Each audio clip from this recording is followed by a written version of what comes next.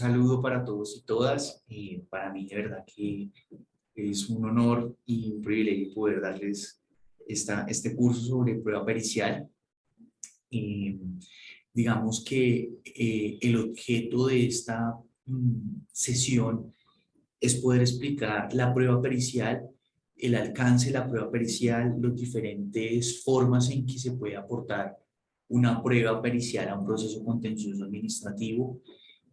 También digamos que no solamente es explicar la prueba pericial, sino que esta prueba pericial las entidades públicas la puedan aportar de la mejor manera para probar los hechos que se pretenden con esta prueba pericial. Entonces, entendiendo estas ideas generales de la prueba pericial, bueno, lo primero es que pues la prueba pericial en general es una prueba, ¿sí?, que se tiene que regir por los diferentes requisitos de la prueba, ¿sí? En primer lugar, pues es una prueba técnica, ¿sí? Y el hecho de que sea una prueba técnica no la excluye de que debe cumplir todos los requisitos que se exige para que toda prueba sea admisible al proceso contencioso administrativo. Y en esto tenemos que remitirnos necesariamente al Código General del Proceso. Acuérdense que el CEPACA no regula absolutamente todo lo relacionado con el proceso como tal. Por ejemplo, los temas de las nulidades, el tema de las excepciones previas, y en este caso las pruebas, pues tenemos que devolvernos y aplicar el Código General del Proceso ante estos vacíos. Entonces, ¿qué tenemos? ¿Cuáles son los requisitos de las pruebas? La conducencia, la pertinencia de la prueba, la utilidad de la prueba y la licitud de la prueba, ¿sí? Fíjense que el artículo 168, que está en pantalla, dice: el juez rechazará mediante providencia motivada las pruebas ilícitas, las notoriamente impertinentes, las inconducentes y las manifiestamente superfluas o inútiles. Entonces, una interpretación por contradicción nos lleva o nos debe de llevar a indicar que la prueba que es admisible en materia contencioso administrativa es la prueba que es conducente, la prueba que es pertinente, la prueba que es útil y la prueba que es lícita. Y nosotros estos requisitos los debemos de tener en cuenta para efectos de qué prueba vamos a solicitar y qué prueba vamos a aportar, ¿sí? Que son dos conceptos que desde ya debemos tener en cuenta para efectos de esta sesión. La prueba que yo solicito es aquella prueba que se va a construir dentro del proceso contencioso. Entonces, por ejemplo, yo solicito un testimonio, ¿sí?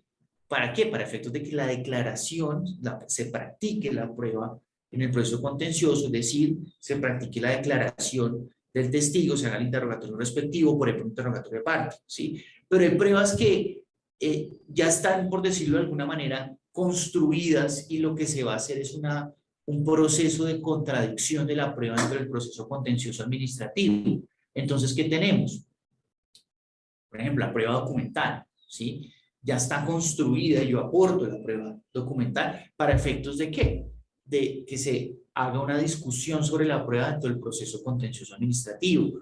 El dictamen pericial, el documento se aporta para que se dé la contradicción sobre este dictamen, es decir, de una u otra forma la prueba ya está construida y se hace una discusión sobre la prueba. Entonces, entendiendo esto, nosotros, ¿por qué es importante estos requisitos? No solamente para el juez, ¿sí? Para que el juez analice qué prueba va a decretar o no, o qué prueba le va a dar mayor probatorio o no, mayor fuerza en su providencia final, que sería la sentencia, sino que también es importante para nosotros al momento de, primero, si vamos a contestar una demanda o vamos a presentar una demanda, bueno, esta prueba sí es conducente, es pertinente, es útil, es lícita, la aporto o no la aporto, la solicito o no la solicito, pero también para nosotros, a nosotros nos sirven estos conceptos para efectos de analizar la prueba que solicita o que vamos a contradecir de la parte demandante. Si nosotros vamos a contestar la demanda, nosotros podemos decirle: señor juez, no decrete esta prueba aportada solicitada por la parte demandante por tal y tal razón. No es conducente, no es pertinente y no es útil. En materia contenciosa administrativa, pues esa valoración de la conducencia, pertinencia, utilidad y licitud de la prueba, el juez la hace en qué momento.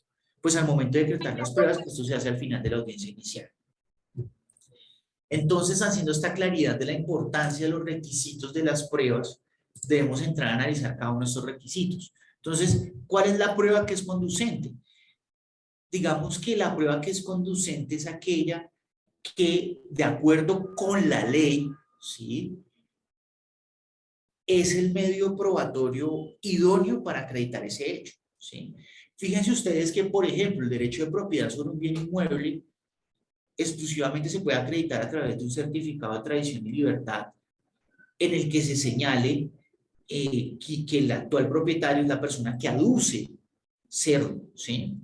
Entonces yo, por ejemplo, esa es la prueba conducente, ¿sí? Entonces yo no podría decir, por ejemplo, que o solicitar la contestación de la demanda o en la misma demanda, señor juez, decrétese los testimonios de Pedro, Juan, María y Pablo para efectos de acreditar el derecho de propiedad sobre el inmueble de tal persona. Esa prueba es inconducente porque de acuerdo con la ley, el medio probatorio eficaz para acreditar ese hecho, pues sería un certificado de tradición y libertad. Entonces, digamos que la conducencia de la prueba ya es un parámetro que establece la ley, ¿sí?, pero inclusive también puede fijar la jurisprudencia para efectos de acreditar determinados hechos. Por ejemplo, el parentesco. Pues el parentesco yo lo acredito a través de ¿qué? Del registro civil de nacimiento que diga que esa persona es hijo de tal, ¿sí? O esa persona es padre de tal. Yo no puedo decir, señor juez, para efectos de acreditar que esta persona es el padre o esta persona es el hijo de tal, decrétese el interrogatorio aparte o decrétese un dictamen pericial, porque la conducencia me dice a mí que el medio probatorio idóneo es el registro civil de nacimiento. Ahora, por ejemplo, en un contrato estatal, acuérdense ustedes que por disposición de la ley 80 del 93, que es el Estatuto General de la Contratación Estatal, la prueba que es idónea para acreditar un contrato o la existencia de un contrato estatal es el documento escrito. Yo no puedo reemplazar el documento escrito por otro medio probatorio. Yo no puedo decir, alléguese el interrogatorio aparte del consorcio contratista, del director del consorcio, representante del consorcio, para efectos de acreditar la existencia del contrato. La prueba que es idónea, que establece la ley, es el documento escrito. ¿Esto en qué nos ayuda? Pues obviamente, si nosotros tenemos claridad de que para acreditar determinados hechos están por disposición legal determinados medios probatorios, pues nos evita gastar tiempo en pruebas, en la práctica de pruebas que son inútiles, ineficientes. Obviamente, se evita que el proceso judicial se retarde por practicar pruebas que no son conducentes para acreditar determinados hechos. La ley debe establecer claramente que para acreditar ese hecho se debe exigir determinado medio probatorio, porque digamos que una otra forma, si esto no lo dice la ley, pues se entiende que aplica el principio de libertad probatoria, entonces yo podría acreditar con cualquier medio probatorio. Hecha esta claridad y advirtiendo que este tema de la conducencia no solamente es exclusivo del juez, sino también de las partes, pues vamos a entrar al otro requisito que es la pertinencia de la prueba. La pertinencia de la prueba, ¿a qué se refiere? Que la prueba que yo aporte o solicite debe de tratar o estar referida o con el objeto de acreditar hechos que sean objeto de debate o discusión, ¿sí?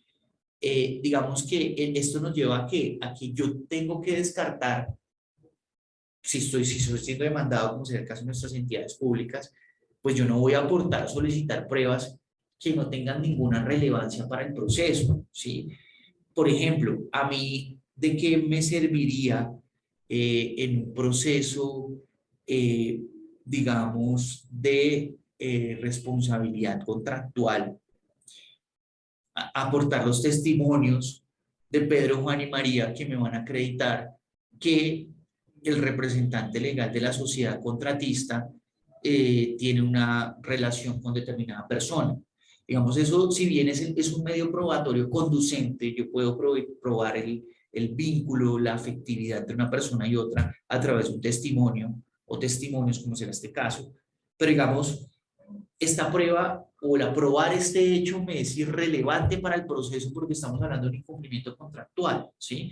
sea, lo que les quiero decir es que la pertinencia de la prueba que me lleva es aquella a que lleva a probar hechos que son relevantes para el litigio, materia del proceso, ¿sí? Entonces, pueda que la prueba sea conducente, pero se resulte impertinente porque busca probar hechos o acreditar o demostrar hechos que no son relevantes o importantes para dirimir el litigio, ¿sí?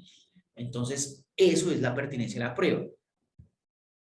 Fíjense que esta norma nos puede ayudar un poco a entender mejor el concepto de pertinencia a la prueba. La ley 906 de 2004, que es el Código de Procedimiento Penal, ¿sí?, dice en el artículo 375 sobre la pertinencia: el elemento material probatorio, la evidencia física y el medio de prueba deberán referirse directa o indirectamente a los hechos o circunstancias relativos a la comisión de la conducta delictiva y sus consecuencias, así como a la identidad o a la responsabilidad penal del acusado. Si ustedes se dan cuenta, me está diciendo la prueba que es pertinente en el proceso penal es aquella que me va a hablar de qué, de circunstancias relativas a la conducta penal, es decir, al delito, a sus consecuencias, a la identidad de las personas que cometieron el ilícito. Esa es la prueba que es pertinente, la que a mí me interesa, ¿sí?, la que tiene una relación directa con el proceso y que me va a ayudar a resolver el proceso. Ahora, obviamente, ese análisis de conducencia y pertinencia, cuando lo hace el juez lo hace en la audiencia inicial, como lo advertimos al inicio de nuestra sesión. ¿Por qué en la audiencia inicial?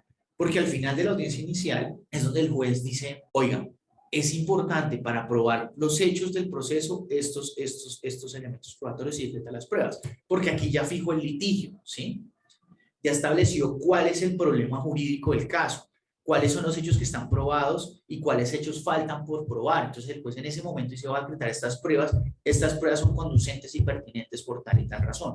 Y ahí es donde nosotros tenemos que comenzar a discutir en el proceso, señor juez, no decrete esta prueba solicitada por la parte demandante porque resulta inconducente o impertinente. Entonces hacemos esa discusión o vamos a interponer algún recurso, si hay lugar a ello, si nos rechazan una prueba o si se decreta una prueba que consideramos que es conducente o pertinente. Hecha esta aclaración, ¿nosotros en qué momento hacemos análisis de conducencia y pertinencia? Pues si estamos como parte demandante, pues tenemos que solicitarle al juez en el acápite de pruebas de la demanda, decir, mire, vamos a solicitar estas pruebas, son conducentes y pertinentes por tal y tal razón, ¿sí? O si vamos a contestar la demanda de las pruebas que nosotros vayamos a aportar, decir por qué son conducentes y pertinentes, ojo ahí. Pero también nosotros podemos hacer una contradicción en la demanda, en la contestación respecto de la demanda, y decir que esas pruebas que solicita el demandante o aporta el demandante en su demanda, porque son inconducentes e impertinentes. Ahora, frente a la utilidad de la prueba, entonces ya pasamos el escenario de conducencia, de pertinencia, ahora entramos a un tema que es la utilidad de la prueba. Digamos que es aquella prueba que ya el juez, ¿sí?, determina que le resulta convincente para efectos de acreditar hechos o demostrar hechos que son relevantes para resolver el litigio, ¿sí? Entonces, digamos que en ese sentido y en ese orden de ideas, ya la prueba pasó los elementos de conducencia y pertinencia y entra a un escenario de utilidad. Entonces, fíjense, para poner un caso en específico. Por ejemplo, en un proceso, en el medio de control de reparación directa, ¿sí?, yo quiero acreditar los perjuicios morales que padeció una persona por el hecho dañoso. Y en ese sentido, ¿qué es lo que hago yo? Pues yo solicito la prueba, solicito los testimonios de Pedro, Juan y María para acreditar la aflicción, tristeza y dolor que sufrió Mario por la muerte de tal y tal persona, ¿sí? Quienes son amigos de Mario y que lo acompañaron durante el duelo, ¿sí? Fíjense que la prueba es conducente, yo puedo acreditar la tristeza, dolor, aflicción o daño moral a través del medio probatorio del testimonio. La prueba también resulta pertinente porque estoy acreditando un hecho que es relevante para el proceso, ¿sí? ¿Por qué? Porque de una u otra forma le va a ayudar al juez ¿a qué? A probar un perjuicio moral que está siendo solicitado en la demanda. Ahora bien, puede ocurrir lo siguiente. Entonces, decretada la prueba, en la audiencia inicial se decreta la prueba, se decretan los testimonios de Pedro, Juan y María. Puede ocurrir que una vez en la audiencia de pruebas, es decir, en la práctica de la prueba, en el interrogatorio que se hace los testigos, se diga, no, mire, no, sí, nosotros sí conocemos a Mario, pero nosotros no realmente al momento en que murió, pues nosotros nunca nos hablamos que murió su persona cerca, la persona cercana, pues nosotros no estábamos cerca de él, ¿sí? Llevamos 5 años sin hablarnos con él, llevamos, sí, nos hablamos de vez en cuando, no hablamos del tema sobre el dolor, la tristeza, lo que él padeció. Si ustedes se dan cuenta, estas declaraciones, si bien son útiles, si bien son pertinentes, son conducentes, porque tratan sobre un hecho que es relevante el proceso, lo cierto es que ya no son útiles, porque si no sirven para descartar la tristeza o aflicción que sufrió esta persona, pero además tampoco sirven para acreditarlo, porque no son testigos de los hechos. Fíjense que están diciendo que hace 4 años, hace mucho tiempo no hablaban con esta persona. Entonces, este tema de utilidad de la prueba ya me está diciendo a mí que la utilidad de la prueba se analiza en dónde, en la sentencia, porque fíjense ustedes que el 187 me dice a mí que se habla del contenido de la sentencia en materia contencioso administrativa, dice, la sentencia tiene que ser motivada. En ella se hará un breve resumen de la demanda y de su contestación y un análisis crítico de las pruebas.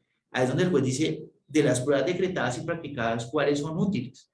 Y en este caso, estos testimonios no fueron útiles porque no revelan si sufrió o no sufrió. ¿Por qué? Porque simple y llanamente no se hablaron con esta persona.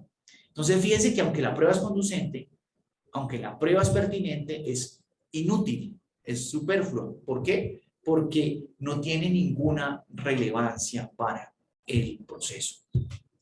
Ahora, frente a la licitud de la prueba, ¿qué nos dice la norma? Pues obviamente que la prueba que es lícita es aquella que para efectos de su práctica o producción no desconoce el derecho al debido proceso, ¿sí?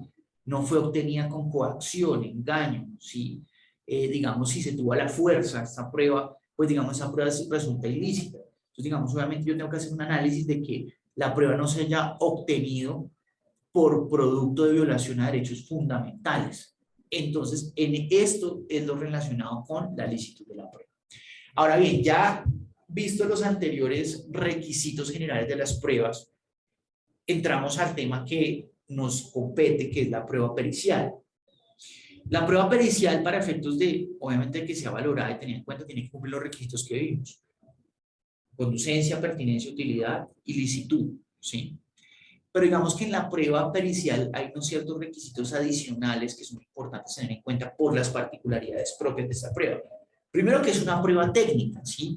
¿Esto qué significa? Que esta prueba yo la utilizo solamente cuando para acreditar un hecho, ¿sí? O probar un hecho o verificar un hecho, requiero de conocimientos técnicos, científicos y artísticos de los cuales carecen las partes y el juez, ¿sí? Por ejemplo, si yo quiero acreditar por qué razón, motivo o circunstancia un puente se cayó, pues necesito un técnico, un ingeniero civil o bueno, un ingeniero con determinadas calidades que me pueda identificar las causas, ¿sí? Yo no podría determinarlo como parte ni el juez como director del proceso. Necesito un tercero que me acredite ese hecho, y ese tercero debe tener unas calidades para poderse pronunciar respecto a ese hecho dañoso que es ¿cuál? La caída del puente, ¿sí? Entonces, obviamente, esas personas requieren de conocimientos técnicos, científicos y artísticos, ¿sí? Ahora, es importante tener en cuenta que sobre un mismo hecho, de acuerdo con el 226 del CGP, del Código General del Proceso, sobre un mismo hecho o materia, cada sujeto procesal solo podrá presentar un dictamen pericial. Entonces, por ejemplo, una entidad pública que está siendo demandada digamos, porque la vía no estaba debidamente construida, señalizada, ¿sí? Y por X o Y razón ocurrió un daño, ¿sí? y yo necesito un técnico que me diga a mí si la vía estuvo debidamente construida o no, y eso sí generó el accidente.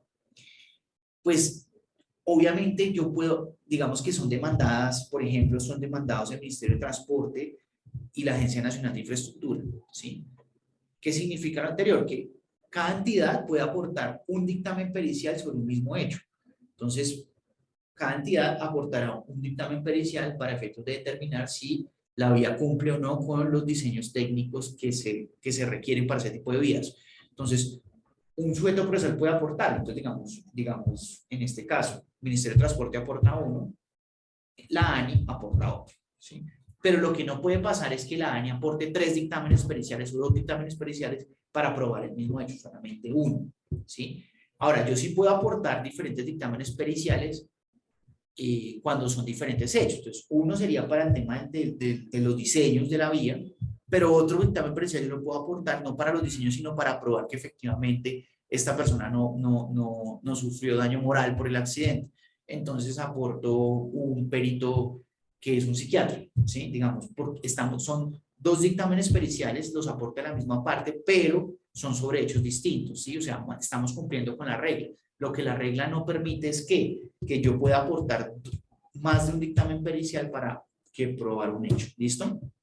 Ahora, en Colombia, esto es propio de nuestra legislación, porque en otros países se permite, yo no puedo aportar dictámenes periciales sobre puntos de derecho, ¿sí? Porque sobre los puntos de derecho se supone que de acuerdo con la ley, los jueces y las partes conocen, ¿sí? Y eso digamos que es complejo porque ustedes bien saben que hay temas que son demasiado técnicos, por ejemplo, temas de hidrocarburos, temas de regalías, que, que si bien están regulados normativamente y pertenecen al derecho, pues yo no puedo hacer preguntas sobre puntos de derecho en esos aspectos, que aunque son técnicos, ¿sí? Se supone que las partes y el juez deben de conocer. Ahora, la norma sí nos permite que se pueda utilizar un perito para probar temas de derecho si son sobre normas jurídicas internacionales o de costumbre mercantil extranjera o internacional. En ese caso sí, pero frente a normas de derecho nacional no. Obviamente yo que les diría, hay casos donde uno puede, y es una práctica que se utiliza, y es que, por ejemplo, en un alegato de conclusión firma el apoderado de la entidad pública, pero también firma el alegato de conclusión una persona especialista, digamos, es un tema de derecho urbano, pues una persona especialista en todo este tema firma para efectos de evidenciarle al juez que hay un conocimiento técnico en esa área del derecho, pero eso no quiere decir que sea un dictamen pericial, es simple y llanamente un abogado que está haciendo un alegato de conclusión sobre un tema en específico del cual conoce. Ahora bien, aclarado pues como digamos esa identidad propia del dictamen pericial, ¿sí? Debemos de tener en cuenta lo siguiente. De acuerdo con el 226 del Código General del Proceso, que es aplicable al contencioso administrativo, el dictamen pericial debe de contener ciertos requisitos, ¿sí? Que deben de cumplirse, porque acuérdense ustedes que cuando yo ataco un dictamen pericial, yo lo ataco desde varias perspectivas. Una, desde el contenido del dictamen, ¿sí? Dos, desde la imparcialidad del perito, ¿sí? Es decir, cómo se comportó, cuál es la objetividad del perito, porque yo lo puedo atacar desde esa perspectiva. También puedo atacar el dictamen pericial desde cómo se comportó el perito en la audiencia, ¿sí? Dice la ley que las respuestas que del perito y su comportamiento en la audiencia deben ser valorados por el juez. Y también sobre la idoneidad del perito, ¿sí? Es decir, sobre si la persona tiene las calidades técnicas, científicas y estudios académicos para efectos de rendir esa experticia. Entonces puedo atacar el dictamen, el de perito o el dictamen pericial desde esas perspectivas: contenido, imparcialidad, idoneidad y comportamiento del perito en la audiencia. Ahora, frente al contenido del dictamen pericial, el 226 del Código General del Proceso me dice que el dictamen pericial debe ser claro, preciso, exhaustivo y detallado. Es importante que ustedes, digamos, si van a aportar un dictamen pericial, revisen que ese dictamen pericial que fue elaborado por el perito, pues sea claro, que el perito al momento de escribir entienda que quienes van a leer su texto o el dictamen pericial son abogados que no conocen de ese tema específico. Entonces, tratar de que sea lo más claro posible, ¿sí? Evitar en lo posible citas extensas en el dictamen pericial que hagan que la lectura de este sea compleja, sea densa, sino que sea un dictamen pericial que sea claro y entendible para un abogado, pero también que no sea excesivo en cuanto a citas, en cuanto a contenido. Ahora, es importante que el perito en el dictamen pericial señale los métodos, técnicas, método científico que utilizó para llegar a las conclusiones. Un dictamen pericial tiene que decir cuál es la técnica que utilizó el perito para llegar a estas conclusiones, el método, ¿sí? Es importante que diga cuál fue el método, pero también yo les sugiero que diga por qué ese método y no otros, ¿sí? Porque pueda que para llegar a esas conclusiones existan diferentes metodologías, ¿sí? Pero el perito escoge una, pero el perito es importante que diga cuál fue la que escogió, ¿sí? Pero también es importante que diga por qué las otras no son tan útiles como la que él escogió para llegar a esas conclusiones en el dictamen pericial. Ahora, en virtud de una carga de transparencia del perito, ¿sí? Y de honestidad con las partes, pero también con el juez, el perito tiene que señalar si cambió el método técnica que venía utilizando en otros dictámenes periciales, ¿sí? Porque eso obviamente va a generar suspicacias en las partes y en el juez.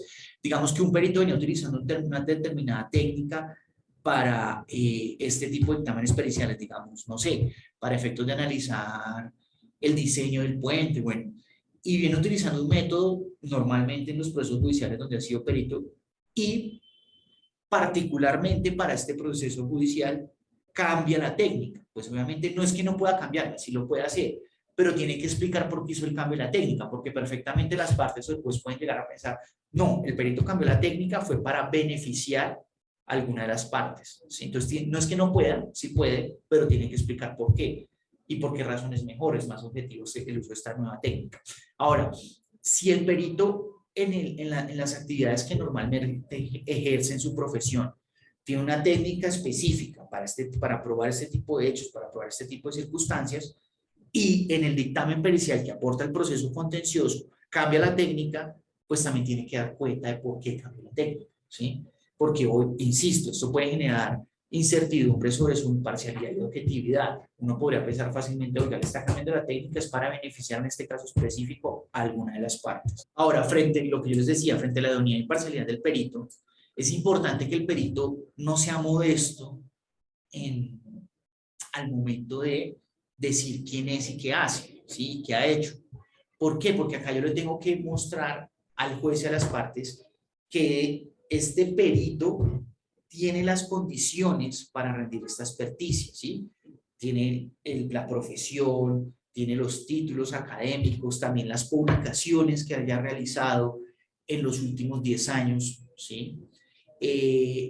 Digamos, también tiene que el perito en este caso decir, mire, yo tengo esta maestría, tengo este doctorado, todos estos títulos que acrediten y evidencien que esta es una persona idónea para rendir este dictamen pericial. Ahora, tiene que también decir, ¿sí? En los casos en los cuales haya sido designado como perito o en los que haya participado en su elaboración en los últimos 4 años, ¿sí? Esto para efectos de determinar si de pronto ha sido perito de alguna de las partes en otro proceso. No quiere decir que no pueda, que digamos que este perito que ha sido perito de la parte en este actual proceso, hay algo que lo impida y es que lo haya sido en otros procesos. No, eso no importa. Puede seguirlo siendo. Yo, por ejemplo, tengo un ejemplo, digamos, yo puedo contratar con una firma de peritos todos los dictámenes periciales que yo lleve como apoderado, lo puedo hacer. Sin embargo, tengo que advertirlo en el proceso, porque eso es un tema de imparcialidad, ¿sí? ¿Y por qué? Porque, digamos, esto le permite conocer 2 cosas al juez de las partes. Primero, la experiencia del perito rindiendo dictámenes periciales, pero además si ha sido designado como perito en procesos en los cuales las partes hayan participado o que de pronto lo haya contratado la parte para un dictamen pericial de parte, ¿sí? Que eso es una advertencia para el juez, pues puede llegar a pensar, uy, realmente este perito carece de imparcialidad, ¿sí? Entonces, son argumentos que pueden llevar al juez a desestimar el dictamen pericial. Ahora, el juez tendría que probar y evidenciar que esa falta de imparcialidad afectó la experticia. Ahora bien, hecha esta claridad respecto de el contenido del dictamen, el tema de la imparcialidad del perito, el tema de la idoneidad del perito, vamos a ver lo que nos dice el contencioso en materia de dictamen pericial, que realmente el contencioso tiene algunas reglas sobre las pruebas periciales, sobre la prueba pericial, pero no es tan claro como el CGP, y por eso vamos a estarnos remitiendo al Código Penal del Proceso. Lo primero que me dice el artículo 18 del CEPACA, ¿sí? Código de Procedimiento Administrativo y de lo Contencioso Administrativo, es que la prueba pericial se va a regir en principio por las normas del CEPACA, ¿sí? Entonces, lo primero que yo tengo que hacer al momento de si voy a aportar una prueba pericial o voy a analizar una prueba pericial es mirar qué dice la Ley 1437-2011 modificada por la Ley 2080-2021. Ahora, si yo encuentro que hay un vacío, que no hay una regulación específica en el CEPACA frente a un tema relacionado con el dictamen pericial, pues me tengo que remitir ¿a dónde? Al Código General del Proceso. ¿Qué me dice el CEPACA? Un dictamen pericial puede llegar a un proceso contencioso administrativo por 3 vías. El dictamen pericial puede ser aportado, es decir, o el dictamen pericial de parte también se le llama, es decir, es aquel en que la parte contrata al perito, le dice elabora el dictamen pericial y allega el dictamen pericial, ¿sí? Esa es una forma en que puede llegar un dictamen pericial en proceso contencioso. También puede ser solicitado, es decir, yo le puedo decir, señor juez, por favor designe de los auxiliares de la justicia un perito para probar tal hecho, ¿sí? Entonces, la parte está solicitando el dictamen pericial al juez, el juez decreta el dictamen pericial y bueno, se da todo el trámite de contradicción. O también el juez puede decretar de oficio la prueba, es decir, nadie la aporta, nadie la solicita, pero el juez dice, no, oiga, realmente yo necesito para probar o desacreditar este hecho un dictamen pericial y lo decreta de oficio. Este perito también viene a la lista auxiliar de la justicia. Entonces tenemos 3 formas, el dictamen pericial de parte, el dictamen pericial solicitado y el dictamen pericial decretado de oficio. En el dictamen pericial de parte, pues la parte contrata al perito. En el dictamen pericial solicitado de oficio, este perito proviene de la lista auxiliar de la justicia. Ahora, ¿qué nos dice la norma? Cuando el dictamen pericial es aportado, si el dictamen pericial de parte, o decretado de oficio, la contradicción y práctica del dictamen pericial se rige por las normas del Código Penal del Proceso que veremos más adelante. Ahora, cuando el dictamen pericial es solicitado, es decir, que yo le solicito al juez, señor juez, por favor, decrete un dictamen pericial para tal cosa, para probar tal y tal hecho, la contradicción y práctica sí está regulado en el CEPACA en el artículo 19. Entonces vamos a entrar a ver cada uno de estos dictámenes periciales, ¿sí? El dictamen pericial aportado o de parte, también se le denomina. Como bien lo decía, como les advertía, el dictamen pericial de parte o aportado es aquel que la parte contrata al perito, ¿sí? Y allega el dictamen pericial al proceso. ¿Cómo se contradice este dictamen pericial? Obviamente, como hemos advertido, yo tengo que analizar y contradecir desde la perspectiva del contenido del dictamen pericial, sus conclusiones, si el método fue el adecuado, si el método está actualizado, en fin. Desde la perspectiva de la idoneidad del perito, es decir, si realmente esta persona tiene las condiciones técnicas y las calidades para rendir ese dictamen pericial. Desde la imparcialidad del perito, si el perito tiene cercanía o no con las partes, si ha sido imparcial, si ha sido claro en sus respuestas, espontáneo. Y digamos que también puedo hacer un perito de su comportamiento en audiencia. O sea, yo puedo contradecir en audiencia y evidenciarle al juez y a las partes que este perito no tiene los conocimientos para efectos de rendir esa experticia. Entonces, claro esto, yo puedo solicitar la contradicción del dictamen pericial en audiencia, ¿sí? Yo le pido al juez, señor juez, por favor, cite al perito de parte de audiencia, que obviamente eso se hace en audiencia de pruebas, para efectos de generar la contradicción del dictamen pericial, y le puedo hacer preguntas que evidencien que el perito no conoce el tema, que sus conclusiones son equivocadas. Digamos que en este caso yo lo que les digo es que preparen la audiencia a partir de lo que dijo el perito en el dictamen pericial, ¿sí? Háganle preguntas, mire, usted de acuerdo a la página tal, párrafo tal, dijo tal y tal cosa, pero la doctrina dice esto, ¿qué opina usted de esto? ¿Sí? Si ustedes no solicitan la comparecencia del perito a la audiencia, el dictamen pericial tiene valor probatorio, ¿sí? Acá la comparecencia del perito en audiencia no es imperativa, si la parte lo solicita o si el juez lo considera. Y el hecho de que no se solicite o que el juez no lo decrete de oficio, no quiere decir que no se da valor probatorio la prueba, tiene valor probatorio, ¿sí?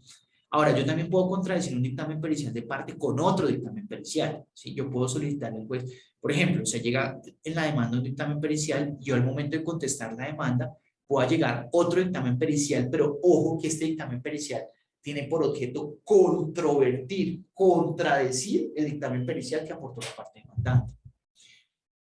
Yo puedo contradecir ese dictamen pericial de parte con otro dictamen pericial de parte, pero también puedo pedirle al juez que decrete un dictamen pericial para contradecir ese dictamen pericial, que esto es lo que denominaríamos un dictamen pericial solicitado.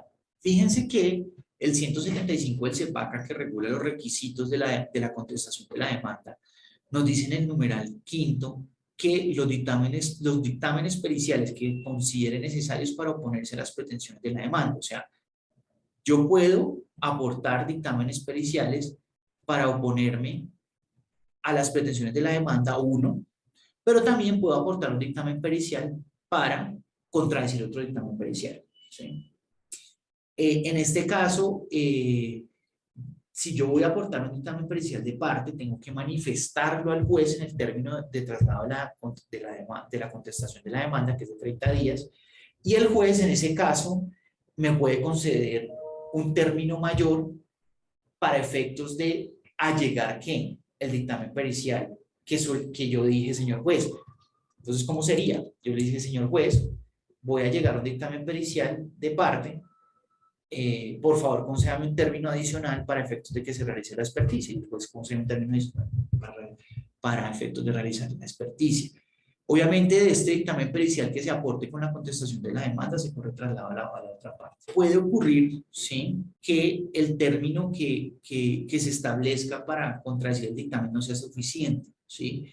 Yo puedo, a partir del artículo 227 del CGP, pedir que el término sea ampliado por la complejidad del tema, ¿sí? Fíjense lo que dice la norma. Cuando el término previsto, es decir, el término que establece la ley o el juez para llegar a ese dictamen de contradicción, ¿sí?, o a llegar a un dictamen, o en general para llegar a un dictamen, ¿sí?, sea insuficiente para aportar el dictamen, la parte interesada podrá anunciar un escrito específico y deberá aportar dentro del término que el juez le conceda, y deberá aportarlo dentro del término que el juez conceda, que en ningún caso podrá ser inferior a 10 días. Fíjense que la norma me está diciendo lo siguiente: si usted va a aportar un dictamen pericial y considera que el término legal que hay para llegar a ese dictamen pericial, ya sea el de la contestación de la demanda, o por ejemplo, ¿se acuerdan ustedes que cuando yo, en el término del traslado de la contestación de la demanda, que es para efectos de que la parte demandante se pronuncie sobre las excepciones y aporte pruebas, en ese término yo puedo aportar otro dictamen pericial, no sé, para probar un hecho, desacreditar un hecho,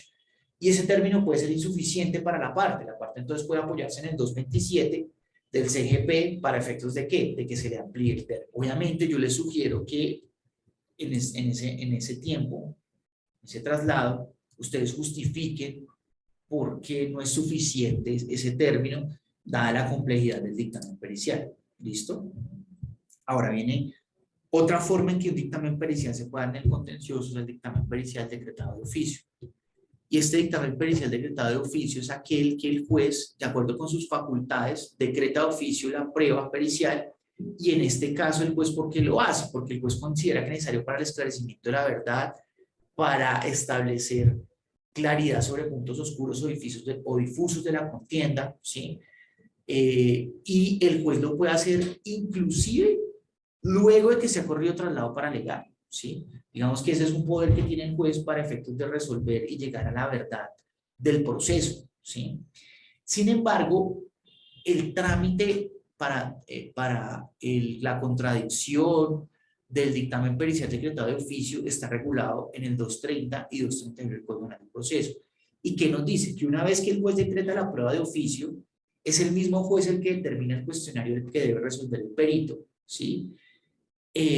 Le fija provisionalmente los honorarios y gastos de pericia, ¿sí? Cuando se rinde el dictamen pericial de oficio, se deja a disposición de las partes el dictamen pericial por un término de 10 días mínimo, ¿sí? Antes de que se realice la respectiva audiencia de contradicción. Fíjense que a diferencia del dictamen pericial de parte, ¿sí? El dictamen pericial decretado de oficio es imperativo para efectos de que tenga valor probatorio su contradicción en audiencia. Entonces, fíjense que la norma del CGP nos dice, para los efectos de la contradicción del dictamen, en este caso el dictamen decretado de oficio, el perito siempre deberá asistir a la audiencia. ¿Esto qué significa? Que para efectos de contradecir un dictamen pericial decretado de oficio, siempre el perito debe de asistir a la audiencia. Es imperativa la presencia del perito en audiencia, la ley lo establece. ¿Y esto a qué nos lleva? A una diferencia con el dictamen pericial decretado de parte. Porque en el dictamen pericial de parte, acuérdense ustedes que la presencia del perito en audiencia no es obligatoria. Tiene valor probatorio el dictamen pericial, aun cuando no se haya dado la audiencia, ¿sí? Porque en este caso la audiencia, en el dictamen pericial de parte, tiene que ser solicitado o por la parte demandante, o por el mismo juez, o por la otra parte, ¿sí? Para efectos de que el perito tenga que ir a la audiencia, y en ese caso sí no tendría valor probatorio el dictamen pericial, si el perito no va a la audiencia porque sí fue citado. Pero en este caso el citatorio se da es porque lo solicitan las partes o el juez. Acá en cambio, en el dictamen pericial decretado de oficio, la participación del perito en la audiencia siempre se debe dar para efectos de que el dictamen pericial tenga valor probatorio. O sea, es decir, que no es necesario que lo pidan las partes. La ley ya obliga a que se dé esa presencia del perito. Acuérdense ustedes que otra forma en que en la norma no lo dice de forma expresa, pero sí lo establece el 213 que regula las pruebas de oficio.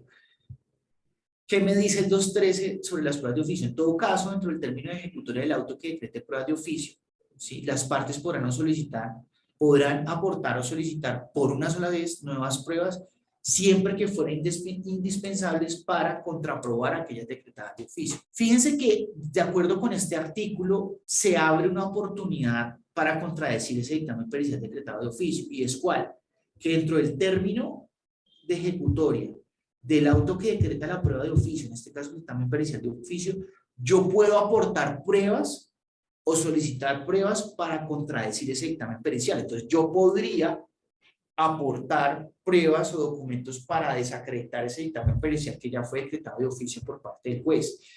La norma tiene un problema y es el siguiente, y es un tema práctico. Cuando el juez decreta la prueba de oficio, ¿sí? Y yo solamente tengo el término de ejecutoria del auto para efectos de aportar nuevas pruebas o solicitar aquellas para contradecir esa prueba, pues fíjense ustedes que en este término yo aún no conozco el contenido del dictamen pericial decretado de oficio, ¿sí? Porque obviamente el juez decreta la prueba, tiene que esperar que el auto esté en firme y ahí sí se practica la prueba y va a llegar el dictamen pericial. Entonces yo realmente como persona o parte afectada por el decreto de esta prueba oficiosa, ¿en qué momento yo me voy a enterar de que esa prueba a mí me afecta o no? Cuando tengo el contenido del dictamen pericial, ¿sí? Pero fíjense que cuando se decrete y cuando puedo solicitar la prueba de contradicción, solamente lo puedo hacer dentro del término de ejecutoria del auto que decreta la prueba de oficio, ¿sí? Y eso me genera problemas. Entonces, ¿yo qué les aconsejo en este caso? Pues ustedes en el término de ejecutoria del auto, díganse que se reservan la facultad de aportar o solicitar pruebas de contradicción de esta prueba decretada de oficio para el momento en que se llegue el dictamen pericial. ¿Por qué? Porque es en ese momento en que ustedes saben, nosotros sabemos, si ese dictamen pericial decretado de oficio está bien hecho o no está bien hecho, si me beneficia o no me beneficia, y si hay lugar a contradecirlo o no, con otra prueba o con otro dictamen pericial, ya sea de parte o solicitado. Ahora, frente al dictamen pericial solicitado, fíjense que la ley 1437 que nos dice, obviamente yo puedo solicitar este dictamen en las oportunidades procesales pertinentes que me regula el 212, ¿sí? En la demanda, en la contestación de la demanda, en la demanda de reconvención, la contestación de la demanda de reconvención, al momento de presentar las excepciones de fondo, ¿sí? O al momento de pronunciarme sobre las excepciones de fondo, yo puedo solicitar el dictamen pericial solicitado, ¿sí? Y el dictamen pericial solicitado, ¿cuál es? Es aquel que yo le pido al juez, señor juez, por favor, decrete un dictamen pericial para efectos de acreditar tal y tal hecho, ¿sí? Y por tal y tal razón. En este caso, al igual que ocurre con el dictamen pericial decretado de oficio, el juez o magistrado ponente señala el cuestionario que debe resolver el perito, ¿sí? Ahora, yo qué les sugiero a ustedes, si ustedes van a hacer un dictamen, van a solicitar un dictamen pericial, ¿sí?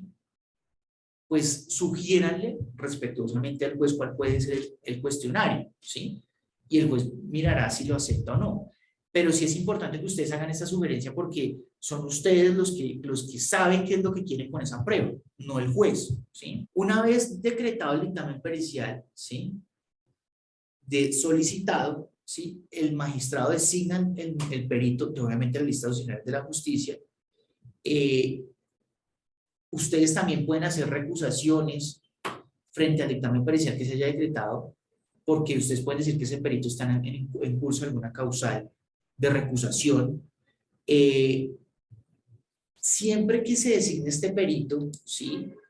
Los gastos de los viáticos y los gastos lo paga ¿quién? La parte que solicitó la prueba, ¿sí? El juez determina cuáles son los gastos y viáticos del perito, ¿sí? La parte que lo solicita lo paga, pero si no lo paga dentro del término que para el efecto, o sea, que el término que establezca, el tiempo que establezca el juez para efectos de pagar los gastos de pericia, ¿sí? Se entenderá que se desiste si usted no lo pagó. Una cosa son los gastos de pericia, acuérdense ustedes que son los gastos en que incurre el perito para la realización del dictamen, y otra cosa son los honorarios, que es como la utilidad o el beneficio que recibe el perito por la realización de esta obra. Una vez rendido el dictamen pericial, ¿sí? Solicitado, ¿sí? El dictamen pericial, es decir, el documento, se deja a disposición de las partes en secretaría por lo menos 15 días antes de la audiencia de contradicción, ¿sí? Como para que eso se considera que es un tiempo suficiente para que, para efectos de que las partes puedan estudiar el dictamen pericial y también el juez le haga las preguntas pertinentes a la audiencia. Y al igual que ocurre con el dictamen pericial decretado de oficio, en este caso es obligatoria la presencia del perito en audiencia por disposición de la ley, ¿sí? Siempre debe asistir el perito a audiencia, o sea, siempre se va a dar esa contradicción en audiencia, y si el perito no asiste, pues obviamente la prueba no tiene valor probatorio y se desiste. Ahora, este término mínimo de 15 días puede ampliarse para efectos de que, la parte, en este caso sobre todo está regulado para las entidades públicas, contrate una asesoría técnica o un perito para contradecir el dictamen pericial. Entonces, digamos, ese término mínimo de 15 días, yo puedo decir, pues, tengo un término mayor porque voy a contratar una asesoría técnica que me va a asesorar a mí para efectos de contradecir ese dictamen pericial, o, señor juez, yo necesito un tiempo mayor porque voy a presentar dictamen de contradicción en contra de ese perito, en contra de ese dictamen pericial, ¿sí? Pero yo tengo la obligación como entidad pública, como apoderado de la entidad pública, de hablar de la razón por la cual yo necesito un tiempo mayor, digamos, por la complejidad, también por todos los temas de contratación, ¿no? Si yo necesito una asesoría técnica o necesito un dictamen pericial de contradicción, yo le puedo decir, señor juez, mire, para efectos de hacer esto, aunque es contratación directa, como lo veremos más adelante, yo necesito un término mayor al que establece la ley para efectos de realizar esta contratación, dado todos los trámites internos de la entidad. Ahora, ¿yo qué recomendaciones les doy frente a la contradicción del dictamen pericial en audiencia? Primero, preparen sus preguntas, ¿sí? Antes de la audiencia. ¿Y cómo las van a preparar? Teniendo en cuenta para qué se decretó la prueba, ¿sí? Uno, para efectos de saber cuál es el margen de acción del perito y de la prueba pericial. Dos, preparen la prueba teniendo en cuenta las preguntas que pueden hacer, que las preguntas pueden ser abiertas, es decir, usted puede preguntarle, bueno, ¿por qué tuvo en cuenta esta técnica? Es decir, una pregunta abierta, general, asertiva. Pues yo también puedo preguntarle, diga cómo es cierto, sí o no, pero también puedo hacer preguntas sugestivas, porque se supone que es un técnico y yo puedo en la misma pregunta, que ese es el secreto de las preguntas sugestivas, sugerirle la respuesta. Yo puedo hacerle preguntas en la audiencia sobre la imparcialidad, dígame hace cuánto conoce la parte, dígame hace cuánto usted trabaja con ella, sobre la idoneidad del perito, dígame cuáles son sus títulos, y sobre el contenido del dictamen, dígame por qué llegó a esta conclusión, por qué utilizó esta técnica o este método, ¿sí? Ahora, si el perito se cita a la audiencia y no va, no tiene valor probatorio el dictamen pericial, ¿sí? Y la norma me permite a mí asistir a la audiencia con un técnico. Acuérdense ustedes que la norma me permite contratar a un técnico que me acompañe en la audiencia. Obviamente este técnico puede ser alguien de la entidad, ¿sí? Pero esa persona no interroga al perito. Quien interroga al perito son las partes. Pero yo puedo, digamos, apoyarme en esta persona, que esta persona me esté diciendo, bueno, pregúntele esto, pregúntele aquello. ¿Por qué? Porque es el que conoce la técnica o el tema sobre el cual se rindió la experticia, ¿no? Por otra parte, tenemos que hay una regulación especial en el CEPACA sobre el dictamen pericial elaborado por entidades públicas. ¿De qué estamos hablando acá? Es ese dictamen pericial que elabora la entidad pública, que son entidades públicas técnicas. Por ejemplo, yo le puedo pedir a Medicina Legal que me elabore un dictamen pericial, le puedo pedir a la Universidad Nacional o cualquier universidad pública que me elabore un dictamen pericial, ¿sí? En este caso estamos hablando del dictamen pericial que es elaborado por la entidad pública, ¿sí? ¿Y qué nos dice la norma? El parágrafo del artículo 19 del CEPACA me dice a mí que, pues obviamente ya sea la forma en que se haya dado el dictamen pericial elaborado por la entidad pública, ya sea solicitado, aportado, decretado de oficio, ¿sí? Pues la contradicción se puede hacer en los términos del parágrafo del artículo 228. ¿Y qué me dice? Que esa contradicción se puede hacer por escrito. Por el término de 3 días yo puedo solicitar aclaración, complementación del dictamen o pedir un nuevo dictamen pericial. Pero esto solamente se da cuando la experticia la elabora una entidad pública. No es para todas las experticias. ¿Por qué? Porque acuérdense que muchas veces cuando se solicita el dictamen pericial a la entidad pública, una entidad pública, pues las entidades públicas se pueden demorar y aparte, pues es difícil la presencia del delito en audiencia. Por esta razón se permite que el juez en determinados casos establezca que el dictamen pericial se contradice por escrito y no en audiencia. Pero eso es una excepción, ¿no? No es la regla general. ¿Esto por qué se dio? Porque muchas veces nos dimos cuenta que los procesos se demoran porque no puede venir el perito a la audiencia, ¿sí? Sobre todo los peritos de las entidades públicas. ¿Claro? Ese sería un caso típico, por ejemplo. La ANI le pide un estudio técnico a la Universidad Nacional. Quien elabora el dictamen pericial es la Universidad Nacional. Y se cita al perito a audiencia y el perito dice, no, mire, yo no puedo asistir por tal y tal razón. Haga uso del artículo del Código General del Proceso, del artículo 219 del CEPACA, que permite que el dictamen pericial se rinda por escrito y se contradiga por escrito. Hecho estas observaciones, vamos a ver un tema específico que es la contratación del perito, ¿sí? Obviamente, cuando estamos hablando de un dictamen pericial de parte o aportado, quien paga el perito es quien aporta la prueba y es un vínculo que se da entre el perito, un vínculo contractual que se da entre el perito y la parte. Ahora, si el dictamen pericial es solicitado, en este caso, quien paga los honorarios y gastos del perito es quien solicitó la prueba. ¿Y qué me dice a mí también en 222? Me dice que yo puedo contratar directamente al perito, es decir, a través de una modalidad de contratación directa, ¿sí? Esto para efectos de facilitar que la entidad pública pueda hacer la prueba, ¿sí? Esta regla se estableció en la ley 2080 y también se estableció que esta regla aplica inclusive en vigencia de la ley de garantía, se puede contratar directamente un perito o también una asesoría técnica. ¿Sí? Yo puedo contratar una asesoría técnica a través de contratación directa. Y como bien les decía, los honorarios del perito, ¿quién los paga? Los paga la parte que solicitó la prueba en el caso del dictamen pericial solicitado.